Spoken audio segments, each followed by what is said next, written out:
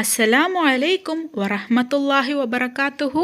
Welcome to Tamil Islamic Hidaya. இந்த உலகத்துல நம்ம தெரிஞ்சும் தெரியாமையும் எத்தனையோ தவறுகளை செஞ்சிருப்போம்.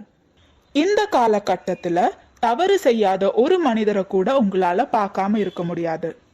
ஆனா அந்த தப்ப மீண்டும் செய்யாம அல்லாஹு தஆலா கிட்ட துவா கேட்டு திருந்தி வாழறவங்க தான் உலக வாழ்க்கையில ஜெயிப்பாங்க. இன்னைக்கு நம்ம பார்க்க போற இந்த 2 தவறுகளை நீங்க செஞ்சீங்கன்னா அதற்கான தண்டனைய அல்லாஹு தஆலா உங்களுக்கு உடனடியாவே கொடுத்துருவாங்க. இம்மையில மட்டும் இல்லாம மறுமையிலையும் இந்த தவறுக்கான தண்டனைய அல்லாஹு தஆலா கொடுப்பாரு.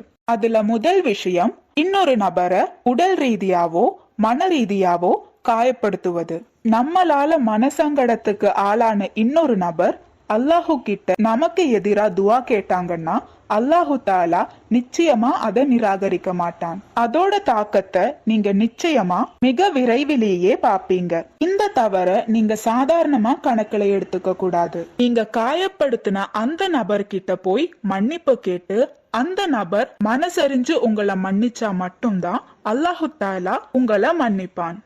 ஒருவேளை அந்த நபர் உங்களை மன்னிக்க மறுத்துட்டா அல்லாஹு தஆலாவும் உங்களை நிச்சயமா மன்னிக்க மாட்டான். 2வது தவறு, குடும்ப பந்தத்தை வேறுபடுத்துவது அல்லது பிரிப்பது. இந்த தவறை நீங்க செஞ்சீங்கன்னா அல்லாஹ் தரித்திரத்தால உங்களை சோதிப்பான். அது மட்டும் இல்லாம உங்களோட ஆயுசும் குறையும். இதே நீங்க குடும்ப பந்தத்தை அதிகமாக்குனீங்கன்னா அல்லாஹு தஆலா உங்களோட ஆயுசையும் அதிகப்படுத்துவான். இந்த 2 தவறுகளை செய்வதிலிருந்து அல்லாஹு தஆலா நம்ம எல்லாரையும் பாதுகாக்கட்டும். ஆமீன். இந்த பதிவுல உங்களுக்கு ஏதாவது சந்தேகம் இருந்துச்சுன்னா கமெண்ட் பண்ணுங்க. நீங்க மரணித்த பிறகும் உங்களுக்கு நன்மை வந்து சேர்ந்து கொண்டே இருக்க இன்ஷா அல்லாஹ் இந்த ஒரு வீடியோவை ஜாரியான சதகாவா நினைச்சு உங்க நண்பர்களுக்கும் ஷேர் பண்ணுங்க. அல்லாஹு தஆலா நம் அனைவரின் வாழ்க்கையிலும் ஹைரும் பரக்கத்தும் தந்து அருள் புரிவானாக. ஆமீன்.